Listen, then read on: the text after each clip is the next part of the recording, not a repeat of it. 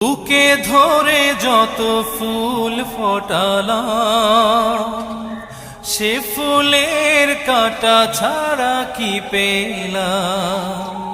ভাগ্যের পরিহাসেরই নাম।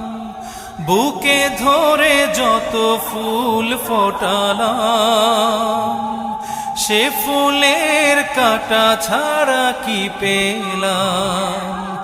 ভাগ্যের পরিহাসেরই নাম। কেন নিয়তির কাছে বারে বারে